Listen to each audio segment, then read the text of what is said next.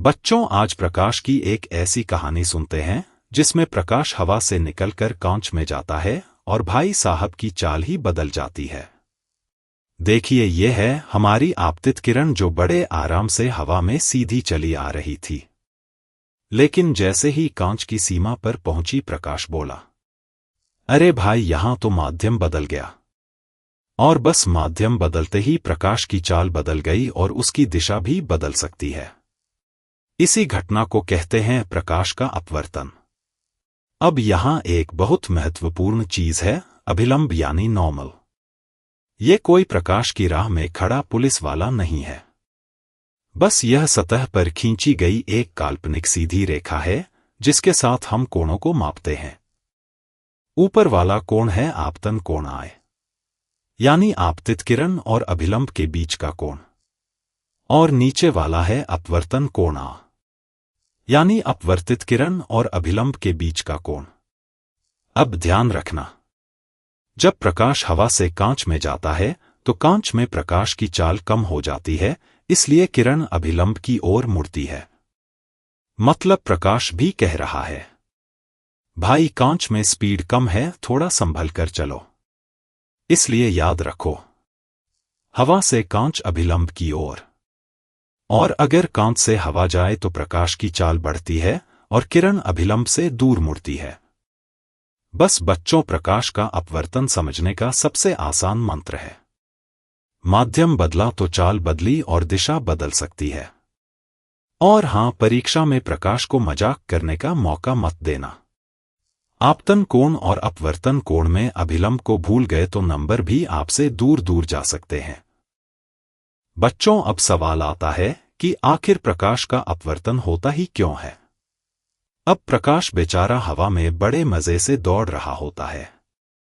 निर्वात में तो इसकी चाल लगभग 3 गुणा 10 की घात 8 मीटर प्रति सेकंड होती है। मतलब भाई साहब की स्पीड तो कमाल की है। लेकिन जैसे ही प्रकाश कांच में प्रवेश करता है, उसकी चाल कम हो जाती है। अब प्रकाश सोचता है, अरे यहां तो रास्ता ही बदल गया, और चाल कम होते ही उसकी दिशा भी बदल जाती है। यही दिशा परिवर्तन हमें दिखाई देता है प्रकाश के अपवर्तन के रूप में। अब इसे ऐसे समझो, हवा एक तेज माध्यम है और कांच अपेक्षाकृत धीमा माध्यम है।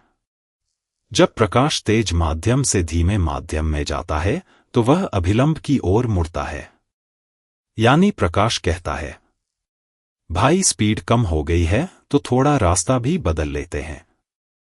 इसीलिए आपतित किरण और अपवर्तित किरण की दिशा एक जैसी नहीं रहती। याद रखने वाली सबसे जरूरी बात यह है, विभिन्न पारदर्शी माध्यमों में प्रकाश अलग अलग चाल से चलता है। माध्यम बदला तो प्रकाश की चाल बदली, चाल बदली तो दिशा भी बदल सकती है, और दिशा बदल गई तो समझ जाओ, प्रकाश ने अपवर्तन कर दिया। परीक्षा में अगर पूछा जाए कि अपवर्तन क्यों होता है, तो सीधे लिखना है, विभिन्न पारदर्शी माध्यमों में प्रकाश की चाल अलग अलग होती है, इसलिए जब प्रकाश एक माध्यम से दूसरे माध्यम में प्रवेश करता है तो उसकी चाल बदल जाती है और सामान्यतः उसकी दिशा भी बदल जाती है। बस यही है प्रकाश के अपवर्तन का पूरा खेल। बच्चों, अब प्रकाश के अपवर्तन से जुड़े 5 बहुत ही महत्वपूर्ण शब्दों को समझते हैं। सबसे पहले है आपतित किरण। जब प्रकाश की किरण एक माध्यम से दूसरे माध्यम की सीमा पर पहुंचती है तो सीमा पर गिरने वाली किरण को आपतित किरण कहते हैं, यानी जो किरण आकर गिरेगी वही आपतित किरण कहलाएगी। अब बारी है अपवर्तित किरण की। जब प्रकाश दूसरे माध्यम में प्रवेश करने के बाद अपनी दिशा बदलता है तो मुड़ी हुई किरण को अपवर्तित किरण कहते हैं। मतलब पहले प्रकाश आया और फिर माध्यम बदलते ही उसने रास्ता बदल लिया। अब आता है अभिलंब। यहां ध्यान देना, अभिलंब कोई असली छड़ी या तार नहीं है। यह आपतन बिंदु पर दोनों माध्यमों की सीमा के लंबवत खींची गई एक काल्पनिक रेखा है। अब आते हैं कोणों पर। आपतित किरण और अभिलंब के बीच बनने वाला कोण कहलाता है आपतन कोण। इसे आई से प्रदर्शित करते हैं। और अपवर्तित किरण तथा अभिलंब के बीच बनने वाला कोण कहलाता है अपवर्तन कोण। इसे आर से प्रदर्शित करते हैं। अब एक बहुत जरूरी बात, जब प्रकाश वायु से कांच में जाता है तो कांच अधिक सघन माध्यम है, इसलिए प्रकाश की चाल कम हो जाती है और किरण अभिलंब की ओर मुड़ती है। इस स्थिति में अपवर्तन कोण आपतन कोण I से छोटा होता है।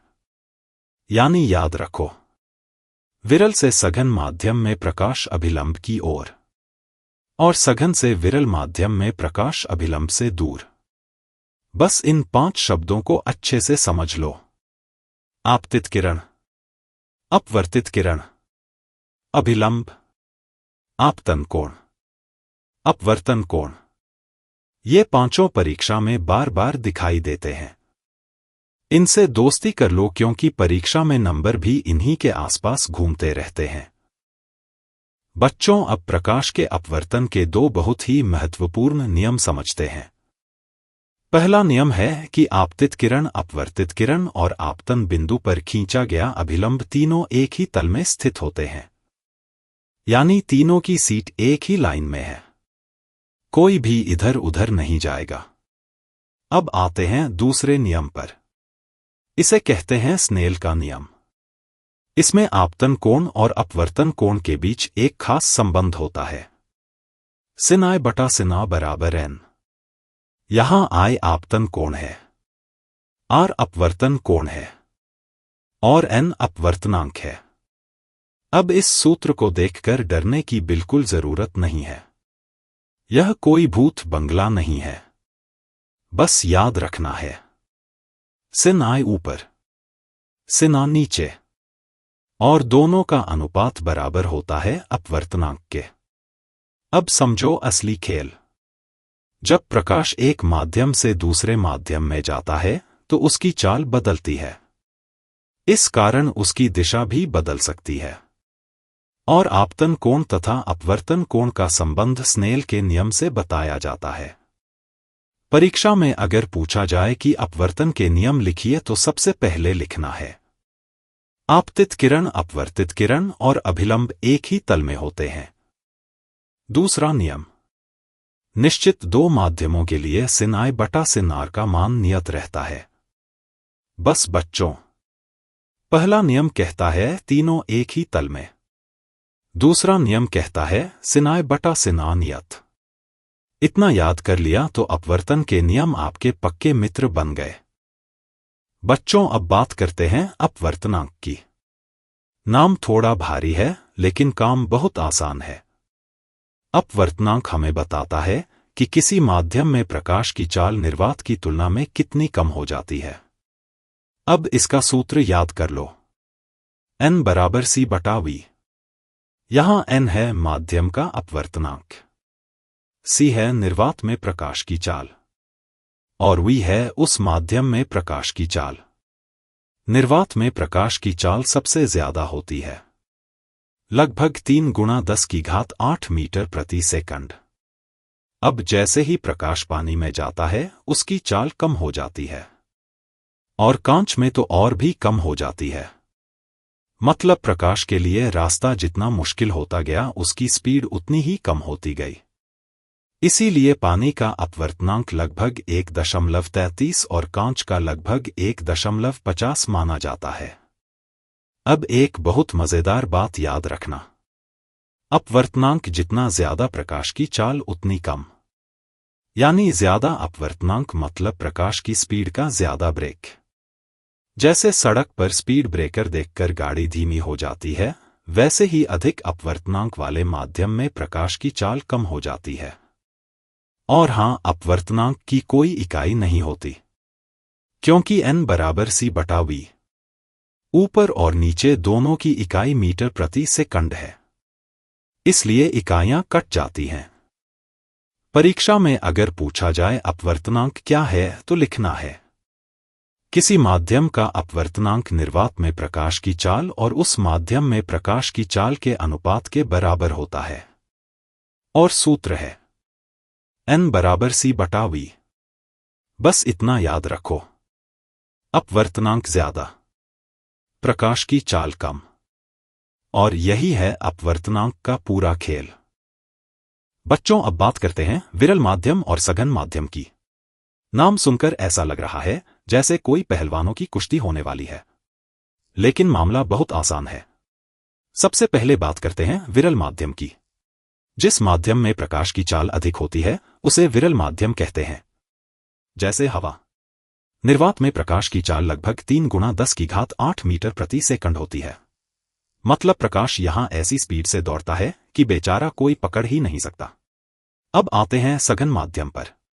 जिस माध्यम में प्रकाश की चाल कम होती है उसे सघन माध्यम कहते हैं। जैसे कांच। कांच में प्रकाश की चाल हवा की तुलना में कम हो जाती है। अब याद रखने का सबसे आसान तरीका सुनो। चाल ज्यादा तो विरल माध्यम, चाल कम तो सघन माध्यम। और यहां एक जरूरी बात, विरल और सघन का मतलब यह नहीं है कि माध्यम हमें देखने में कितना मोटा या पतला दिखाई दे रहा है। यह प्रकाश की चाल के आधार पर तय किया जाता है। जब प्रकाश विरल माध्यम से सघन माध्यम में जाता है तो उसकी चाल कम हो जाती है और वह अभिलंब की ओर मुड़ता है। जैसे हवा से कांच में जाने पर प्रकाश अभिलंब की ओर झुकता है। और जब प्रकाश सघन माध्यम से विरल माध्यम में जाता है तो उसकी चाल बढ़ जाती है और वह अभिलंब से दूर मुड़ता है।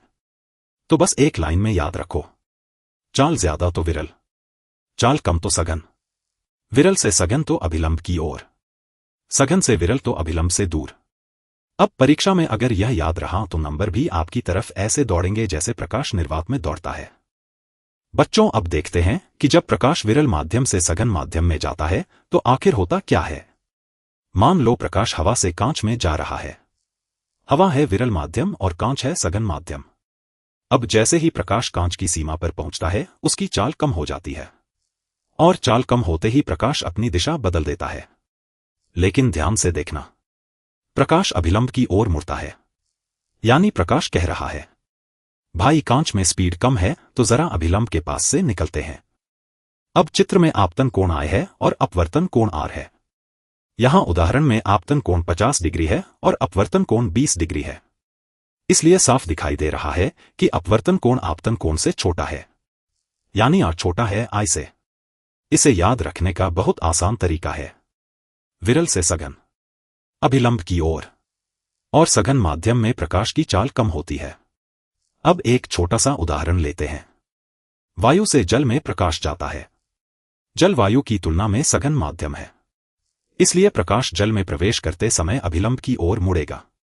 बस बच्चों, एक लाइन में पूरा नियम याद कर लो। विरल से सघन माध्यम में प्रकाश अभिलंब की ओर मुड़ता है और इस स्थिति में अपवर्तन कोण हमेशा आपतन कोण से छोटा होता है, यानी R छोटा है I से। यह लाइन परीक्षा में बहुत काम आएगी। विरल से सघन, अभिलंब की ओर, और R छोटा I से। इतना याद रहा तो अपवर्तन का यह सवाल आपको परेशान नहीं करेगा। बच्चों, अब देखते हैं जब प्रकाश सघन माध्यम से विरल माध्यम में जाता है तो क्या होता है। मान लो प्रकाश कांच से वायु में जा रहा है। यहां कांच सघन माध्यम है और वायु विरल माध्यम है। कांच में प्रकाश की चाल कम होती है, लेकिन जैसे ही प्रकाश वायु में प्रवेश करता है उसकी चाल बढ़ जाती है। अब प्रकाश कहता है, अरे वाह, यहां तो रास्ता खुला हुआ है, अब थोड़ा तेज चलते हैं। और चाल बढ़ते ही प्रकाश अपनी दिशा भी बदल देता है। इस बार प्रकाश अभिलंब से दूर मुड़ता है, यानी सघन से विरल माध्यम में जाने पर प्रकाश अभिलंब से दूर हटता है। चित्र में देखो, आपतन कोण I 20 डिग्री है जबकि अपवर्तन कोण A 50 डिग्री है। इसलिए यहां अपवर्तन कोण आपतन कोण से बड़ा है, यानी A बड़ा है I से। इसे एकदम आसान भाषा में याद कर लो। सघन से विरल जाओगे तो अभिलंब से दूर जाओगे, और विरल से सघन आओगे तो अभिलंब की ओर आओगे। अब परीक्षा वाला मंत्र सुन लो। विरल से सघन तो अभिलंब की ओर, सघन से विरल तो अभिलंब से दूर, विरल से सघन में A छोटा I से, सघन से विरल में A बड़ा I से। बस बच्चों, यह 4 लाइन याद हो गई तो अपवर्तन के डायग्राम और न्यूमेरिकल दोनों में गलती होने की संभावना बहुत कम हो जाएगी। और अगर परीक्षा में कांच से वायु का डायग्राम आए तो तुरंत पहचान लेना, किरण अभिलंब से दूर जाएगी, क्योंकि सघन से विरल माध्यम में प्रवेश कर रही है। बच्चों, अब एक बहुत ही महत्वपूर्ण सवाल आता है। जब प्रकाश एक माध्यम से दूसरे माध्यम में जाता है तो आखिर बदलता क्या है। सबसे पहले बात करते हैं प्रकाश की चाल की। माध्यम बदलते ही प्रकाश की चाल बदल जाती है। जैसे हवा से कांच में जाने पर प्रकाश की चाल कम हो जाती है और कांच से हवा में जाने पर चाल बढ़ जाती है। मतलब माध्यम बदला और प्रकाश की स्पीड भी बदल गई। अब बात करते हैं तरंगदैर्ध्य की। प्रकाश की तरंगदैर्ध्य भी माध्यम बदलने पर बदलती है। यानी प्रकाश की चाल और तरंगदैर्ध्य दोनों अपना रूप बदल लेते हैं। लेकिन अब आती है सबसे महत्वपूर्ण बात। प्रकाश की आवृत्ति नहीं बदलती। आवृत्ति का संबंध प्रकाश के स्रोत से होता है। इसलिए माध्यम बदलने पर प्रकाश की आवृत्ति वही रहती है। इसे ऐसे याद करो। चाल बदली, तरंगदैर्ध्य बदली, लेकिन आवृत्ति बोली मैं तो वही रहूंगी। और प्रकाश की दिशा, वह भी सामान्यतः बदल जाती है। इसी दिशा परिवर्तन को हम अपवर्तन के रूप में देखते हैं। अब परीक्षा के लिए 4 बातें पक्की कर लो। चाल बदलती है, तरंगदैर्ध्य बदलती है, आवृत्ति नहीं बदलती, दिशा सामान्यतः बदलती है। तो अगर परीक्षा में पूछा जाए कि अपवर्तन के समय प्रकाश की कौन सी राशि नहीं बदलती, तो तुरंत बोलना आवृत्ति। बस बच्चों, माध्यम बदलने पर प्रकाश की चाल और तरंगदैर्ध्य का ब्रेक लग सकता है, लेकिन आवृत्ति अपनी जगह से हिलती तक नहीं। यही बात परीक्षा में नंबर दिलाएगी। बच्चों, अब प्रकाश की चाल, आवृत्ति और तरंगदैर्ध्य के बीच का संबंध समझते हैं। सबसे पहले एक बहुत जरूरी सूत्र याद कर लो। प्रकाश की चाल बराबर आवृत्ति गुणा तरंगदैर्ध्य, यानी C बराबर F गुणा लैम्बडा। निर्वात में प्रकाश की चाल C लगभग 3 गुणा 10⁸ मीटर प्रति सेकंड होती है। अब जब प्रकाश एक माध्यम से दूसरे माध्यम में जाता है तो यहां एक बहुत महत्वपूर्ण बात होती है। आवृत्ति F नहीं बदलती। आवृत्ति कहती है भाई मैं तो स्रोत से तय हुई हूं, मुझे माध्यम बदलने से कोई फर्क नहीं पड़ता। लेकिन प्रकाश की चाल जरूर बदल जाती है। और जब चाल बदलती है तथा आवृत्ति वही रहती है तो तरंगदैर्ध्य को बदलना ही पड़ता है, क्योंकि चाल बराबर आवृत्ति गुणा तरंगदैर्ध्य। अब मान लो प्रकाश हवा से कांच में जाता है। कांच में प्रकाश की चाल कम हो जाती है, इसलिए कांच में उसकी तरंगदैर्ध्य भी कम हो जाती है। यानी हवा में तरंगदैर्ध्य बढ़ी, कांच में तरंगदैर्ध्य छोटी। अब अपवर्तनांक से इसका संबंध भी बहुत महत्वपूर्ण है। माध्यम में तरंगदैर्ध्य बराबर निर्वात में तरंगदैर्ध्य बटा अपवर्तनांक, यानी लैम्बडा माध्यम बराबर लैम्बडा निर्वात बटा n। इसका मतलब साफ है, अपवर्तनांक जितना अधिक होगा माध्यम में प्रकाश की तरंगदैर्ध्य उतनी ही कम होगी। एक मजेदार लाइन में याद करो। आवृत्ति बोली मैं नहीं बदलूंगी, चाल बोली माध्यम बदलते ही मैं बदलूंगी, और तरंगदैर्ध्य बोली जब चाल बदलेगी तो मुझे भी बदलना पड़ेगा। परीक्षा के लिए 4 बातें पक्की कर लो। माध्यम बदलने पर चाल बदलती है, आवृत्ति नहीं बदलती, तरंगदैर्ध्य बदलती है, और सघन माध्यम में तरंगदैर्ध्य कम हो जाती है। बस यही है प्रकाश की चाल, आवृत्ति और तरंगदैर्ध्य का पूरा संबंध। बच्चों, अब हम समझेंगे निरपेक्ष अपवर्तनांक। नाम थोड़ा भारी है लेकिन कॉन्सेप्ट बिल्कुल आसान है। किसी माध्यम का निर्वात के सापेक्ष अपवर्तनांक उस माध्यम का निरपेक्ष अपवर्तनांक कहलाता है। इसका सूत्र है n बराबर C बटा V। यहां n है निरपेक्ष अपवर्तनांक, C है निर्वात में प्रकाश की चाल, और V है उस माध्यम में प्रकाश की चाल। अब एक उदाहरण लेते हैं। मान लो किसी माध्यम का अपवर्तनांक 1.5 है, तो इसका मतलब है कि निर्वात की तुलना में उस माध्यम में प्रकाश की चाल 1.5 गुना कम है। निर्वात में प्रकाश की चाल लगभग 3 गुणा 10⁸ मीटर प्रति सेकंड होती है। इसलिए माध्यम में प्रकाश की चाल होगी 3 गुणा 10⁸ बटा 1.5, यानी 2 गुणा 10⁸ मीटर प्रति सेकंड। अब इसे एक मजेदार तरीके से याद करो। निर्वात में प्रकाश की स्पीड फुल स्पीड, लेकिन कांच में पहुंचते ही प्रकाश बोला भाई यहां तो स्पीड लिमिट लगी हुई है, और उसकी चाल घटकर लगभग 2 गुणा 10⁸ मीटर प्रति सेकंड हो जाती है। अब कुछ महत्वपूर्ण अपवर्तनांक भी याद रख सकते हैं। वायु का लगभग 1.0003, जल का लगभग 1.33 और कांच का लगभग 1.5। यानी जैसे जैसे अपवर्तनांक बढ़ता है वैसे वैसे माध्यम में प्रकाश की चाल कम होती जाती है। अब सबसे जरूरी बात, निरपेक्ष अपवर्तनांक की कोई इकाई नहीं होती, क्योंकि यह 2 चालों का अनुपात है, और अनुपात होने के कारण इकाइयां कट जाती हैं। तो परीक्षा के लिए 3 बातें पक्की कर लो। निरपेक्ष अपवर्तनांक का सूत्र n बराबर C बटा V। अपवर्तनांक जितना अधिक प्रकाश की चाल उतनी कम, और अपवर्तनांक की कोई इकाई नहीं होती। बस बच्चों, अपवर्तनांक को देखकर डरना नहीं है। यह केवल प्रकाश की चाल का हिसाब किताब है, और यह हिसाब किताब परीक्षा में अच्छे खासे नंबर दिला सकता है। बच्चों, जब प्रकाश एक पारदर्शी माध्यम से दूसरे पारदर्शी माध्यम में प्रवेश करता है तो उसकी दिशा बदल जाती है। प्रकाश की इस घटना को प्रकाश का अपवर्तन कहते हैं। अब अपवर्तन से जुड़े 5 महत्वपूर्ण शब्द समझते हैं। पहला है आपतित किरण। जो प्रकाश किरण दो माध्यमों की सीमा पर गिरती है उसे आपतित किरण कहते हैं। दूसरा है अपवर्तित किरण। दूसरे माध्यम में प्रवेश करने के बाद मुड़ने वाली किरण को अपवर्तित किरण कहते हैं। तीसरा है अभिलंब। आपतन बिंदु पर दोनों माध्यमों की सीमा के लंबवत खींची गई रेखा को अभिलंब कहते हैं। चौथा है आपतन कोण, अर्थात आपतित किरण और अभिलंब के बीच का कोण। इसे I से प्रदर्शित करते हैं। और पांचवा है अपवर्तन कोण। अपवर्तित किरण और अभिलंब के बीच बने कोण को अपवर्तन कोण कहते हैं। इसे R से प्रदर्शित करते हैं। याद रखें, आपतन कोण I और अपवर्तन कोण R, दोनों कोण अभिलंब से मापे जाते हैं। बच्चों, अब एक बहुत ही महत्वपूर्ण कंसेप्चुअल क्वेश्चन समझते हैं, अपवर्तनांक और प्रकाश की चाल का संबंध। अपवर्तनांक का सूत्र होता है n बराबर c बटा v। यहाँ n है अपवर्तनांक, c है निर्वात में प्रकाश की चाल, जिसकी मान लगभग 3 गुना 10 की पावर 8 मीटर प्रति सेकंड होती है, और v है उस माध्यम में प्रकाश की चाल। अब ध्यान रखिए, अपवर्तनांक और प्रकाश की चाल का आपस में व्युत्क्रमानुपाती संबंध होता है। अर्थात अगर अपवर्तनांक बढ़ेगा तो प्रकाश की चाल घट जाएगी, और अगर अपवर्तनांक घटेगा तो प्रकाश की चाल बढ़ जाएगी। यानी सरल भाषा में कहें तो माध्यम जितना अधिक सघन होगा उसमें प्रकाश उतना ही धीमा चलेगा। उदाहरण के लिए, पानी का अपवर्तनांक लगभग 1.33 है और उसमें प्रकाश की चाल लगभग 2.25 10 की पावर 8 मीटर प्रति सेकंड होती है। वहीं कांच का अपवर्तनांक लगभग 1.50 है और उसमें प्रकाश की चाल लगभग 2 10 की पावर 8 मीटर प्रति सेकंड होती है। तो परीक्षा के लिए बस एक बात पक्की याद रखिए, अपवर्तनांक बढ़ेगा तो प्रकाश की चाल घटेगी, और अपवर्तनांक घटेगा तो प्रकाश की चाल बढ़ेगी। यही है अपवर्तनांक और प्रकाश की चाल के बीच का व्युत्क्रमानुपाती संबंध। बच्चों, अब देखते हैं कि अपवर्तन हमारे दैनिक जीवन में कहां-कहां दिखाई देता है। सबसे पहला उदाहरण है पानी में रखा सिक्का।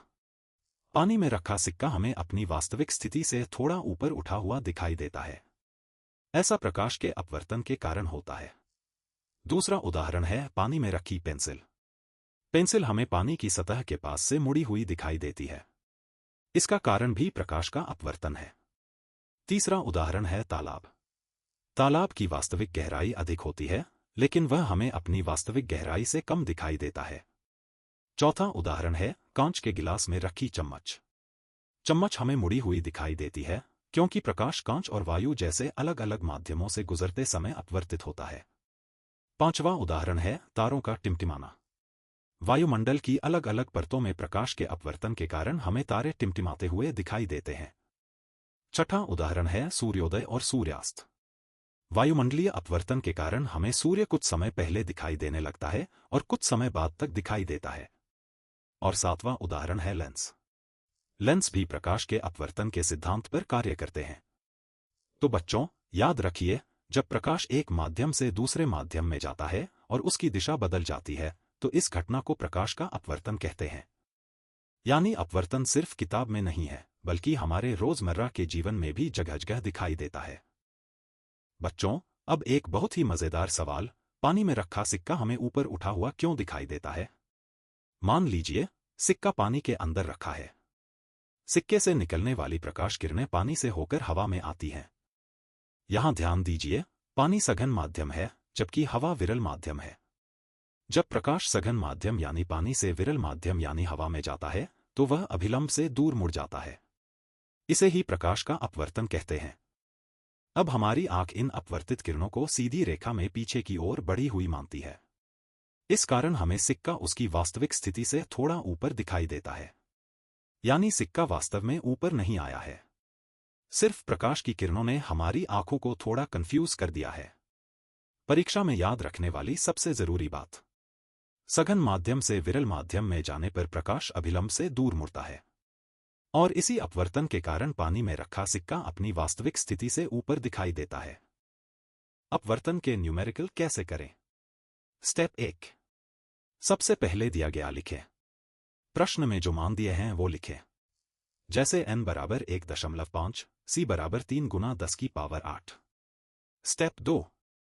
फिर ज्ञात करना है लिखें। क्या निकालना है वो लिखें। जैसे v प्रकाश का वेग निकालना है। स्टेप 3।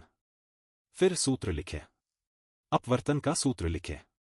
n बराबर c बटा v। स्टेप 4। उसके बाद मान रखकर हल करें। टिप्स: हर आंसर में इकाई जरूर लिखें। सूत्र के साथ डायग्राम बनाओगे तो पूरे नंबर मिलेंगे। अब समझते हैं कि कांच के आयताकार गुटके से प्रकाश का अपवर्तन कैसे होता है। सबसे पहले एक आयताकार कांच का गुटका लेते हैं। अब गुटके की पहली सतह पर एक प्रकाश किरण तिरछी आपतित करते हैं। जब प्रकाश किरण वायु से कांच में प्रवेश करती है तो वह अपने मार्ग से मुड़ जाती है। क्योंकि प्रकाश विरल माध्यम से सघन माध्यम में जा रहा है, इसलिए किरण अभिलंब की ओर मुड़ती है। अब यह अपवर्तित किरण कांच के अंदर आगे बढ़ती है और दूसरी सतह तक पहुंचती है। जब प्रकाश किरण कांच से वापस वायु में निकलती है तो वह फिर से मुड़ती है। इस बार प्रकाश सघन माध्यम से विरल माध्यम में जा रहा है, इसलिए किरण अभिलंब से दूर मुड़ती है। ध्यान देने वाली बात यह है कि कांच की दोनों सतहें एक दूसरे के समानांतर होती हैं। इस कारण बाहर निकलने वाली किरण आपतित किरण के समानांतर हो जाती है, लेकिन वह अपनी प्रारंभिक दिशा से थोड़ी खिसक जाती है। इस खिसकाव को पार्श्व विस्थापन कहते हैं। तो कांच के आयताकार गुटके में याद रखें, वायु से कांच अभिलंब की ओर, कांच से वायु अभिलंब से दूर, और अंत में निर्गत किरण आपतित किरण के समानांतर होती है, लेकिन उसमें पार्श्व विस्थापन उत्पन्न हो जाता है। यही है कांच के आयताकार गुटके द्वारा प्रकाश का अपवर्तन। लेंस एक पारदर्शी प्रकाशिक माध्यम है जो सामान्यतः दो वक्र सतहों से घिरा होता है। लेंस से होकर गुजरने वाली प्रकाश किरणों का अपवर्तन होता है। लेंस मुख्य रूप से दो प्रकार के होते हैं, उत्तल लेंस और अवतल लेंस। उत्तल लेंस बीच में मोटा और किनारों पर पतला होता है। अवतल लेंस बीच में पतला और किनारों पर मोटा होता है। लेंस का उपयोग प्रकाश किरणों को अभिसरित या अपसारित करने और विभिन्न प्रकार के प्रतिबिंब बनाने में किया जाता है। अब समझते हैं उत्तल और अवतल लेंस में अंतर। सबसे पहला अंतर है आकार का। उत्तल लेंस बीच में मोटा और किनारों पर पतला होता है, जबकि अवतल लेंस बीच में पतला और किनारों पर मोटा होता है। दूसरा अंतर है प्रकाश किरणों पर प्रभाव। उत्तल लेंस प्रकाश की किरणों को एक बिंदु की ओर अभिसरित करता है, इसलिए इसे अभिसारी लेंस भी कहते हैं। अवतल लेंस प्रकाश की किरणों को फैला देता है, इसलिए इसे अपसारी लेंस भी कहते हैं। तीसरा अंतर है फोकस की प्रकृति। उत्तल लेंस का मुख्य फोकस वास्तविक होता है, जबकि अवतल लेंस का मुख्य फोकस आभासी होता है। चौथा अंतर है प्रतिबिंब बनने का। उत्तल लेंस अलग अलग स्थितियों में वास्तविक और आभासी दोनों प्रकार के प्रतिबिंब बना सकता है, जबकि अवतल लेंस सामान्यतः आभासी, सीधा और छोटा प्रतिबिंब बनाता है। पांचवां अंतर है उपयोग का। उत्तल लेंस का उपयोग आवर्धक कांच, कैमरा, सूक्ष्मदर्शी और दूरबीन आदि में किया जाता है। अवतल लेंस का प्रमुख उपयोग निकट दृष्टि दोष के चश्मे में किया जाता है। तो परीक्षा के लिए एक बार याद कर लेते हैं। उत्तल बीच में मोटा, किरणों को मिलाता है। अवतल बीच में पतला, किरणों को फैलाता है। यही दोनों लेंसों के बीच का सबसे महत्वपूर्ण अंतर है। अब हम लेंस से जुड़े कुछ महत्वपूर्ण शब्दों को समझेंगे। सबसे पहले है प्रकाशिक केंद्र। लेंस के बीच का वह बिंदु जिससे होकर जाने वाली प्रकाश किरण लगभग बिना विचलित हुए सीधी निकल जाती है, उसे प्रकाशिक केंद्र कहते हैं। इसे O से दर्शाते हैं। अब आता है मुख्य अक्ष। लेंस के प्रकाशिक केंद्र से होकर गुजरने वाली सीधी रेखा को लेंस का मुख्य अक्ष कहते हैं। अब समझते हैं मुख्य फोकस। मुख्य अक्ष के समानांतर आने वाली प्रकाश किरणें लेंस से अपवर्तन के बाद जिस बिंदु पर मिलती हैं या जिस बिंदु से आती हुई दिखाई देती हैं, उसे मुख्य फोकस कहते हैं। उत्तल लेंस के लिए फोकस वास्तविक होता है, जबकि अवतल लेंस के लिए फोकस आभासी होता है। अब आता है फोकस दूरी। प्रकाशिक केंद्र और मुख्य फोकस के बीच की दूरी को फोकस दूरी कहते हैं। इसे F से दर्शाते हैं। अब समझते हैं द्विफोकस दूरी। प्रकाशिक केंद्र से मुख्य फोकस की 2 गुनी दूरी पर स्थित बिंदु को द्विफोकस बिंदु कहते हैं। इसे 2F से दर्शाते हैं। अर्थात O से F की दूरी फोकस दूरी है और O से 2F की दूरी 2 गुनी फोकस दूरी है। अब सबसे महत्वपूर्ण बात, उत्तल लेंस बीच में मोटा और किनारों पर पतला होता है, जबकि अवतल लेंस बीच में पतला और किनारों पर मोटा होता है। तो लेंस की शब्दावली में मुख्य शब्द हैं प्रकाशिक केंद्र, मुख्य अक्ष, मुख्य फोकस, फोकस दूरी और द्विफोकस बिंदु। इन शब्दों को अच्छे से समझ लेना जरूरी है, क्योंकि इन्हीं की मदद से लेंस के किरण आरेख और प्रतिबिंब निर्माण को आसानी से समझा जा सकता है। अब समझते हैं उत्तल लेंस में किरण आरेख बनाने के 3 महत्वपूर्ण नियम। पहला नियम, मुख्य अक्ष के समानांतर आने वाली प्रकाश किरण उत्तल लेंस से अपवर्तन के बाद मुख्य फोकस से होकर गुजरती है। यानी समानांतर किरण को लेंस पर डालिए और अपवर्तन के बाद उसे f2 से होकर जाता हुआ दिखाइए। दूसरा नियम, मुख्य फोकस से होकर आने वाली प्रकाश किरण उत्तल लेंस से अपवर्तन के बाद मुख्य अक्ष के समानांतर हो जाती है। यानी यदि किरण लेंस पर आने से पहले f1 से होकर गुजरती है तो लेंस से निकलने के बाद वह मुख्य अक्ष के समानांतर हो जाएगी।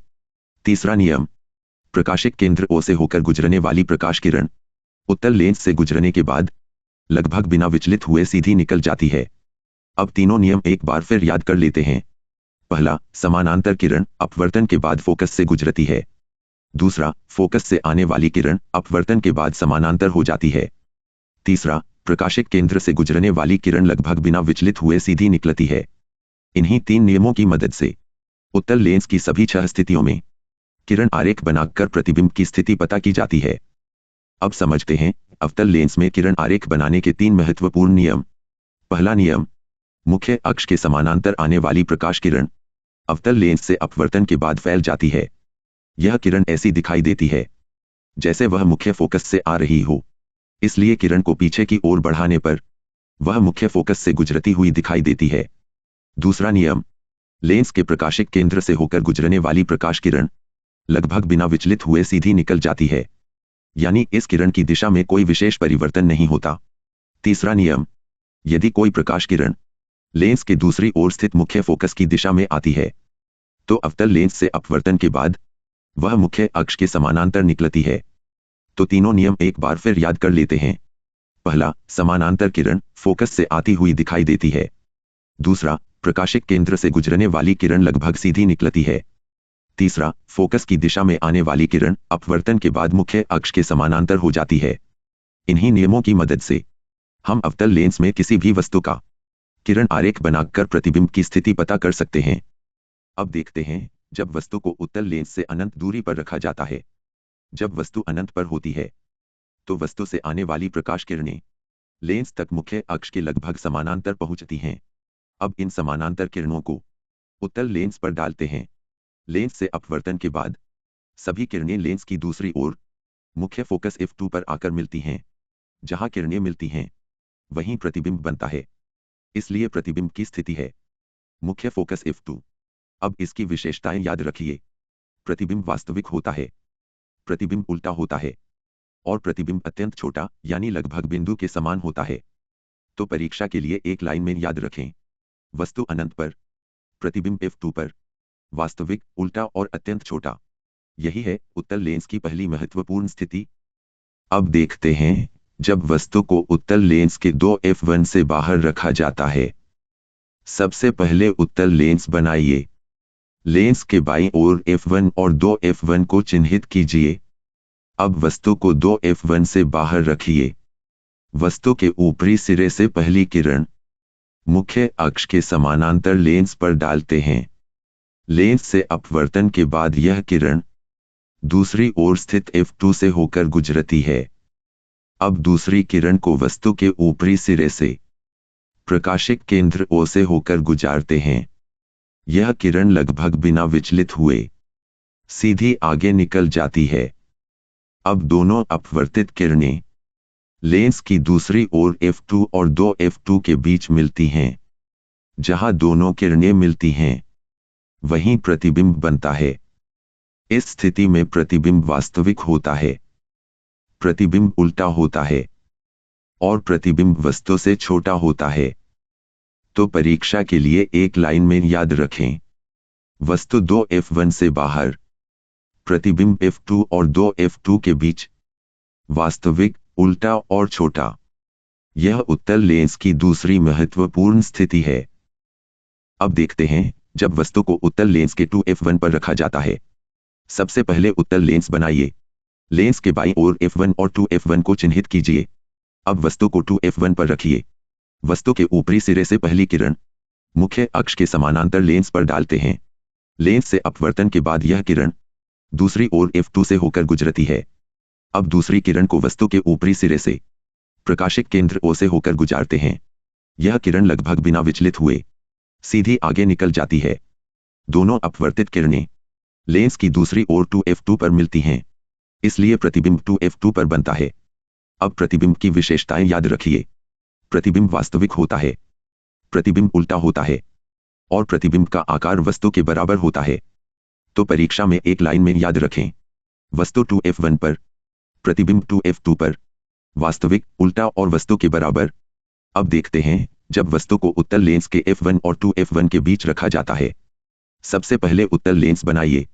लेंस के बाईं ओर F1 और 2F1 को चिन्हित कीजिए। अब वस्तु को F1 और 2F1 के बीच रखिए। अब वस्तु के ऊपरी सिरे से एक किरण मुख्य अक्ष के समानांतर लेंस पर डालते हैं। लेंस से अपवर्तन के बाद यह किरण दूसरी ओर F2 से होकर गुजरती है। अब दूसरी किरण को वस्तु के ऊपरी सिरे से प्रकाशिक केंद्र O से होकर गुजारते हैं। यह किरण लगभग बिना विचलित हुए सीधी आगे निकल जाती है। दोनों अपवर्तित किरणें लेंस के दूसरी ओर आपस में मिलती हैं। जहां दोनों किरणें मिलती हैं वहीं प्रतिबिंब बनता है। इस स्थिति में प्रतिबिंब 2F2 से बाहर बनता है। प्रतिबिंब वास्तविक होता है, उल्टा होता है और वस्तु से बड़ा होता है। तो परीक्षा के लिए इसे एक लाइन में याद रखिए, वस्तु F1 और 2F1 के बीच, प्रतिबिंब 2F2 से बाहर, वास्तविक, उल्टा और बड़ा। यह उत्तल लेंस की बहुत महत्वपूर्ण स्थिति है, इसलिए इसका किरण आरेख परीक्षा में जरूर अभ्यास करें। अब देखते हैं जब वस्तु को उत्तल लेंस के F1 पर रखा जाता है। सबसे पहले उत्तल लेंस बनाइए और लेंस के दोनों ओर F1 और F2 को चिन्हित कीजिए। अब वस्तु को F1 पर रखिए। वस्तु के ऊपरी सिरे से एक किरण मुख्य अक्ष के समानांतर लेंस पर डालते हैं। लेंस से अपवर्तन के बाद यह किरण दूसरी ओर F2 से होकर गुजरती है। अब दूसरी किरण को वस्तु के ऊपरी सिरे से प्रकाशिक केंद्र O से होकर गुजारते हैं। यह किरण लगभग बिना विचलित हुए सीधी निकलती है। अब ध्यान से देखिए, अपवर्तित किरणें आपस में मिलती नहीं हैं, बल्कि वे एक दूसरे के समानांतर हो जाती हैं। इसलिए इन किरणों को आगे बढ़ाने पर भी प्रतिबिंब किसी निश्चित स्थान पर नहीं बनता। इस स्थिति में प्रतिबिंब अनंत पर बनता है। प्रतिबिंब वास्तविक, उल्टा और अत्यधिक बड़ा होता है। तो परीक्षा के लिए एक लाइन में याद रखें, वस्तु F1 पर, प्रतिबिंब अनंत पर, वास्तविक, उल्टा और अत्यधिक बड़ा। अब देखते हैं उत्तल लेंस की वह स्थिति जब वस्तु को F1 और O यानी प्रकाशिक केंद्र के बीच रखा जाता है। सबसे पहले उत्तल लेंस बनाइए। लेंस के बाईं ओर F1 और प्रकाशिक केंद्र O को चिन्हित कीजिए। अब वस्तु को F1 और O के बीच रखिए। वस्तु के ऊपरी सिरे से एक किरण मुख्य अक्ष के समानांतर लेंस पर डालते हैं। अपवर्तन के बाद यह किरण F2 की ओर जाती है। दूसरी किरण को वस्तु के ऊपरी सिरे से प्रकाशिक केंद्र O से होकर गुजारते हैं। यह किरण लगभग बिना विचलित हुए सीधी निकल जाती है। अब इन किरणों को पीछे की ओर बढ़ाने पर वे वस्तु की उसी ओर मिलती हुई दिखाई देती हैं। यही प्रतिबिंब बनता है। इस स्थिति में प्रतिबिंब आभासी होता है, प्रतिबिंब सीधा होता है और प्रतिबिंब वस्तु से बड़ा होता है। ध्यान रखिए, यह वही सिद्धांत है जिसका उपयोग आवर्धक कांच में किया जाता है। तो परीक्षा के लिए याद रखें, वस्तु F1 और O के बीच, प्रतिबिंब लेंस की उसी ओर, आभासी, सीधा और बड़ा। अब हम उत्तल लेंस द्वारा प्रतिबिंब बनने की 6 स्थितियों को एक सारणी की मदद से समझेंगे। उत्तल लेंस में वस्तु की स्थिति बदलने पर प्रतिबिंब की स्थिति, आकार और प्रकृति भी बदल जाती है। इसलिए परीक्षा की दृष्टि से इन 6 स्थितियों को ध्यान से समझना बहुत जरूरी है। पहली स्थिति, जब वस्तु अनंत पर हो तो प्रतिबिंब मुख्य फोकस पर बनता है। यह प्रतिबिंब वास्तविक, उल्टा और अत्यंत छोटा होता है।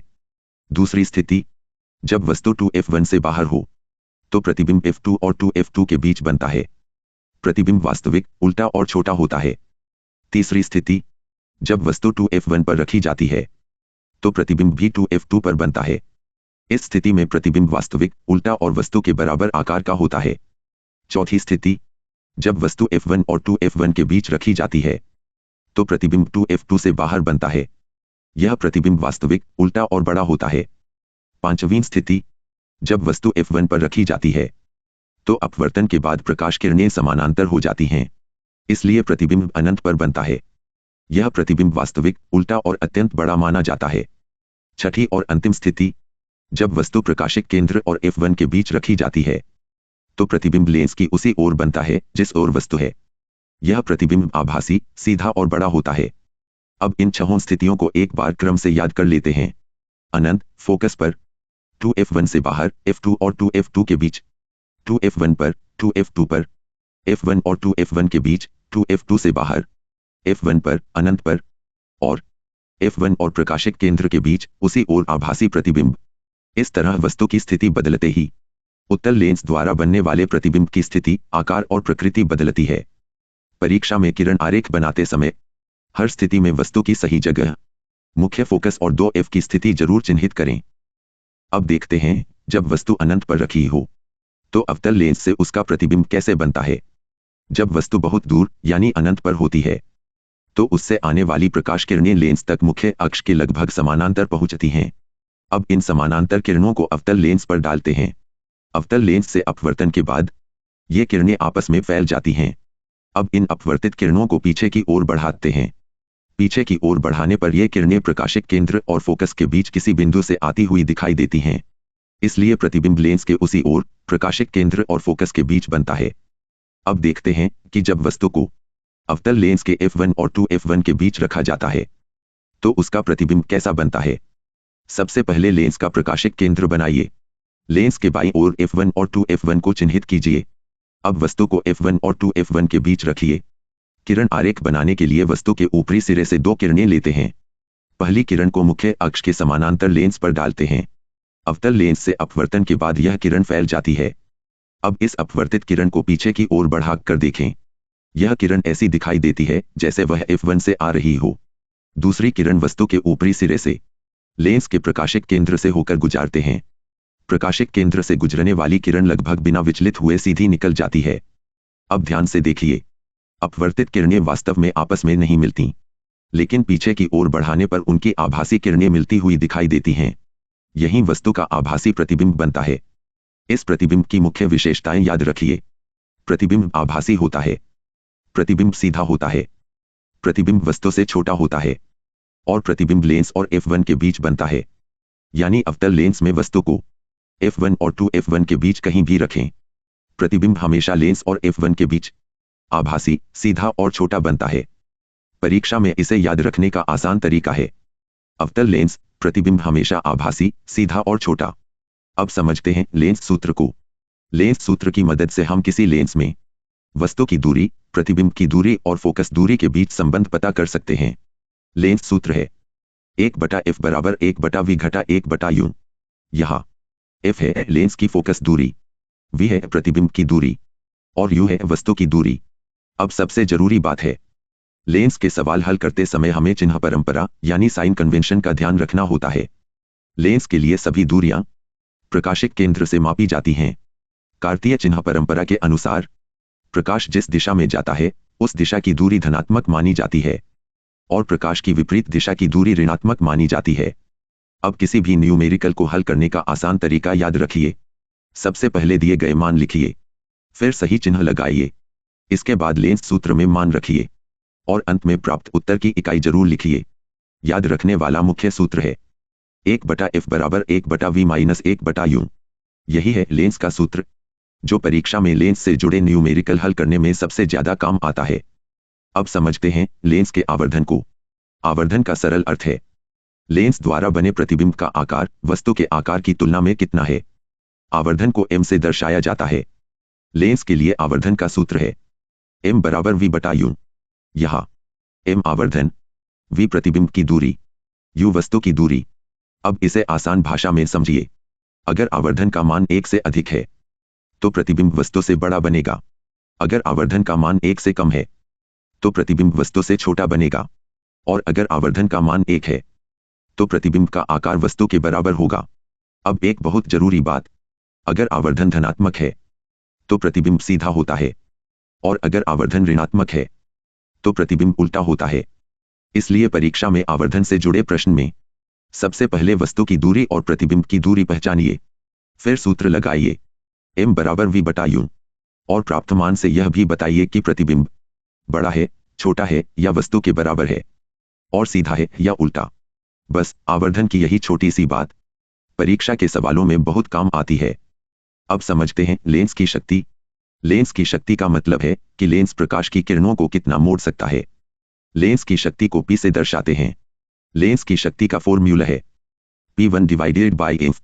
यहाँ P है लेंस की शक्ति और F है लेंस की फोकस डिस्टेंस यानी फोकल लेंथ। ध्यान रखिए फोकल लेंथ को मीटर में लेना होता है। लेंस की शक्ति की यूनिट होती है डायोप्टर, जिसे D से लिखते हैं। अब एक आसान एग्जाम्पल देखते हैं।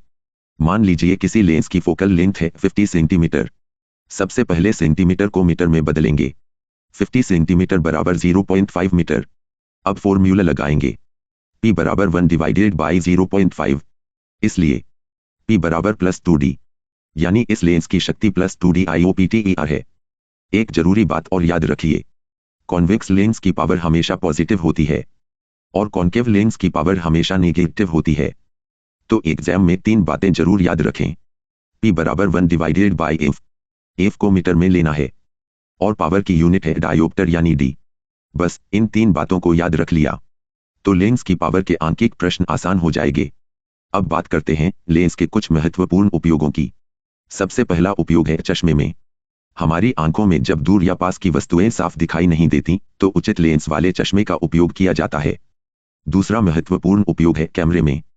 कैमरे का लेंस प्रकाश की किरणों को इस तरह मोड़ता है कि वस्तु का स्पष्ट प्रतिबिंब कैमरे के अंदर बन सके। लेंस का उपयोग सूक्ष्मदर्शी यानी माइक्रोस्कोप में भी किया जाता है। इसकी सहायता से बहुत छोटी वस्तुओं को बड़ा करके देखा जा सकता है। इसी तरह दूरबीन में भी लेंस का उपयोग होता है। दूर की वस्तुओं को स्पष्ट और बड़ा देखने में लेंस हमारी मदद करता है। लेंस का उपयोग प्रोजेक्टर में भी किया जाता है। प्रोजेक्टर छोटे प्रतिबिंब को बड़ा करके स्क्रीन पर प्रदर्शित करता है। इसके अलावा आवर्धक कांच, जिसे मैग्नीफाइंग ग्लास कहते हैं, उसमें भी उत्तल लेंस का प्रयोग किया जाता है। इसकी मदद से छोटी वस्तुओं को बड़ा करके देखा जा सकता है। तो याद रखिए, चश्मा, कैमरा, माइक्रोस्कोप, दूरबीन, प्रोजेक्टर और आवर्धक कांच, ये सभी लेंस के प्रमुख उपयोग हैं। यानी लेंस केवल किताबों में पढ़ने वाली चीज नहीं है, बल्कि हमारी रोजमर्रा की जिंदगी में भी इसका बहुत महत्वपूर्ण योगदान है।